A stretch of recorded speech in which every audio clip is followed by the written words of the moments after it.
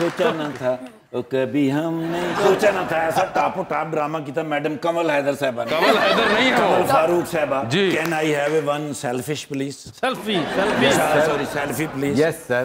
Okay I love you sir. क्या बात माशाअल्लाह तुसी हर स्क्रीन दे फनकार हो मैडम जी। माशाअल्लाह मैं ਤੁਹਾਡੇ ਚੱਕਰ 'ਚ ਇਹਨਾਂ ਦੇ ਨਾਲ ਫੋਟੋ ਬਣਾਈ। ਭਾਈ ਮੈਂ ਉੱਤੋਂ ਲਾਉਣ ਲੱਗਾ ਸੀ ਨਰਗੋਲੀ। ਕਿਉਂ? ਇਤਵਾਰ ਵਾਲੇ ਦਿਨ ਛੁੱਟੀ ਹੁੰਦੀ ਤੇ ਡਾਲੇ 'ਚ ਲੰਡਾ ਲਾ ਲਿਆ।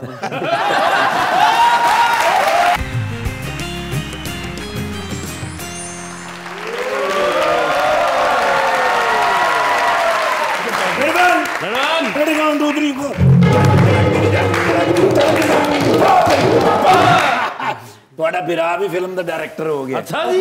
ਆਪਣੀ ਫਿਲਮ ਬਣਾ ਰਿਹਾ ਹੈ ਐਜ਼ ਅ ਡਾਇਰੈਕਟਰ। अच्छा जी। ਤੁਸੀਂ ਤੇ ਖਾਲੀ ਰਾਈਟਰ ਹੋ ਨਾ ਡਾਇਰੈਕਟਰ ਔਰ ਦੋਵੇਂ ਬਿਰਾ ਰਲ ਕੇ ਬਣਾਵਾਂਗੇ। अच्छा ਜੀ ਵੱਡੇ ਮੀਆਂ ਸਾਹਿਬ ਵੱਲੋਂ ਮੈਨੂੰ ਬਿਲਕੁਲ ਫੁੱਲ ਸਪੋਰਟ ਹੈ। हैं ਵੱਡੇ ਮੀਆਂ ਸਾਹਿਬ ਨੇ ਮੈਨੂੰ ਬੁਲਾਇਆ ਬਿਜ਼ਨਸ ਕਲਾਸ ਦੇ ਵਿੱਚ ਲੰਡਨ। ना करें ਮੈਨੂੰ ਕਹਿੰਦੇ ਨੇ ਪੁੱਤਰ ਸਿਆਸੀ ਲੀਡਰਾਂ ਦੇ ਤੇ ਦੁਨੀਆ ਭਰ ਫਿਲਮਾਂ ਬਣਾ ਰਹੀ ਹੈ ਅਸੀਂ ਕਿਉਂ ਨਹੀਂ ਬਣਾ ਸਕਦੇ? ਓਏ ਮੈਂ ਕਿਹਾ ਮਸਲਨ ਕਿਹਦੇ ਤੇ ਫਿਲਮ ਬਣੀ ਹੈ? हाँ ਕਹਿੰਦੇ ਨੇ ਮਨਮੋਹਨ ਸਿੰਘ ਤੇ ਬਣੀ ਹੈ, यस JF ਕੈਨੇਡੀ ਤੇ ਬਣੀ ਹੈ, Yes। ਨੈਲਸਨ ਮੰਡੇਲਾ ਸਾਹਿਬ ਤੇ ਬਣੀ ਹੈ। यस ਮੈਂ ਕਿਹਾ ਸਰ ਬਿਲਕੁਲ ਬਣੀ ਹੈ ਔਰ ਤੁਹਾਡੇ ਤੇ ਵੀ ਬਣਨੀ ਚਾਹੀਦੀ ਹੈ। आहा ਕਹਿੰਦੇ ਨੇ ਬਸ ਸਟੋਰੀ ਤਿਆਰ ਕਰ ਲੈ। अच्छा ਕਹਿੰਦੇ ਨੇ ਜ਼ੇਨ 'ਚ ਰੱਖੀ ਫਿਲਮ ਬਣਾਉਣੀ ਹੈ। अच्छा ਜੀ ਮੈਂ ਹੀਰੋ ਮੈਂ ठीक है ਮੈਂ ਕਿਹਾ ਸਰ ਤੁਸੀਂ ਡਰਾਮਿਆਂ ਤੋਂ ਬਾਜ਼ ਆਓ ਤੇ ਫਿਲਮ ਬਣਾਈਏ। ਤੇ ਮੈਂ ਕਿਹਾ ਸਰ ਕਿੰਨਾ ਕੁ ਬਜਟ ਹੈਗਾ? हाँ ਕਹਿੰਦੇ ਨੇ 10 ਮਿਲੀਅਨ ਪਾਉਂਡ। 10 मिलियन पाउंड ਮੈਂ ਕਿਹਾ 10 ਮਿਲੀਅਨ ਪਾਉਂਡ? ये ਕਹਿੰਦਾ ਨਹੀਂ ਮਿਲਨੇ ਤੇ 20 ਮਿਲੀਅਨ ਪਾਉਂਡ ਨੇ 10 ਲਾਉਣੇ ਨੇ।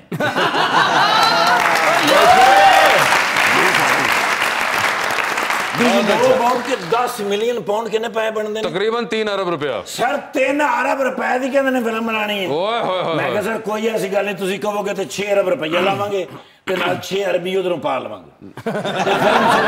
ਹਾਂ ਕਤਰ ਤੋਂ ਪਾ ਲਵਾਂਗੇ। ਮੈਂ ਕਿਹਾ ਕੋਈ ਐਸੀ ਮੈਂ ਕਿਹਾ ਸਰ ਲੋਕੇਸ਼ਨ हाँ ਮੈਂ ਕਿਹਾ ਸਰ ਬੜਾ ਹਾਰਡ ਹੁੰਦਾ ਲੋਕੇਸ਼ਨ। ਮੈਨੂੰ ਕਹਿੰਦੇ ਨੇ ਕੈਸੀ ਗੱਲ ਕਰ ਰਹੇ ਹੈ? अच्छा ਸ਼ਾਹੀ ਕਿਲੇ ਤੋਂ ਲੈ ਕੇ ਤੁਰਕੀ ਦੇ ਸ਼ਾਹੀ ਹਮਾਮ ਤੱਕ, ओए होए होए ਤੁਰਕੀ ਦੇ ਸ਼ਾਹੀ ਹਮਾਮ ਤੋਂ ਲੈ ਕੇ ਹਾਂ। ਲੰਡਨ ਦੇ ਸ਼ਾਹੀ ਮਹਿਲ ਤੱਕ ओए होए होए ਤੈਨੂੰ ਜਿਹੜੀ ਲੋਕੇਸ਼ਨ ਚਾਹੀਦੀ ਹੋਵੇ ਮੈਨੂੰ ਦੱਸੀ। क्या बात है। ਮੈਂ ਕਿਹਾ ਵੈਰੀ ਗੁੱਡ ਸਰ। ਤੇ ਮੈਂ ਕਿਹਾ ਫਿਲਮ ਦਾ ਨਾਂ ਕੀ ਰੱਖਾਂਗੇ? हाँ ਕਹਿੰਦੇ ਨੇ ਲక్ష్ਮੀ ਚੌਕ ਸੇ ਲੰਡਨ ਤੱਕ।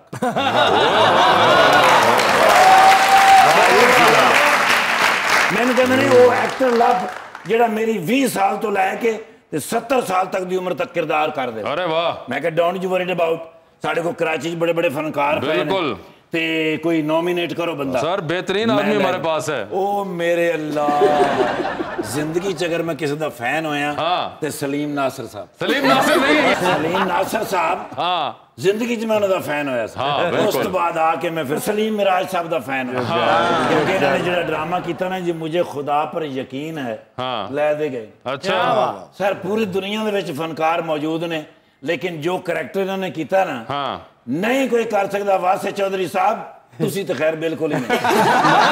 मुझे पूरा यकीन है कि मैं नहीं कर सकता। बाकी फिल्म मेरी दम मस्तम यस तुसी तो पता नहीं वेखी है कि नहीं वेखी मैं भी नहीं अभी लगेगी तो देखूंगा ना। लेकिन ट्रेलर में ਉਹਦਾ ਵੇਖਿਆ ਸਰ। हाँ ਐਸ ਈਦ ਦੇ ਉੱਤੇ ਸਭ ਤੋਂ ਸੁਪਰ ਹਿੱਟ ਫਿਲਮ ਜਿਹੜੀ ਹੋਏਗੀ ਕੀ ਨਾਂ ਹੈ ਉਹਦਾ? दमस्तम। ਮੇਰਾ ਪੁੱਤਰ ਫੌਰਨ ਕਹੀਦਾ ਹੁੰਦਾ ਹੈ। एक और भी ਉਹ ਕਿਹੜੀ ਸਰ? घबराना नहीं है। घबराना नहीं। सर वो जो बाकी के 2 रह गए उन लोगों को भी शामिल कर ले। सब अपनी फिल्में हैं।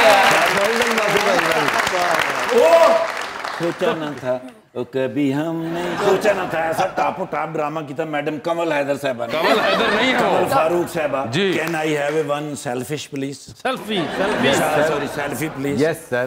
Okay I love you sir.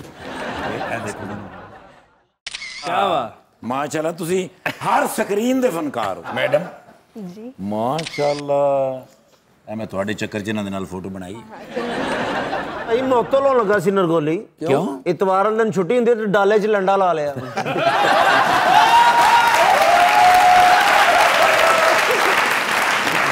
ਪੁੱਤਰ ਮੇਰੇ ਕੋਲ ਜਿੰਨੇ ਇਖਤਿਆਰ ਨੇ ਨਾ ਮੈਂ ਰਾਈਟ ਅਵੇ ਤੇਰੇ ਤੇ ਪਰਚਾ ਕਰ ਸਕਣਾ। अच्छा जी लेकिन गल जैन मैंने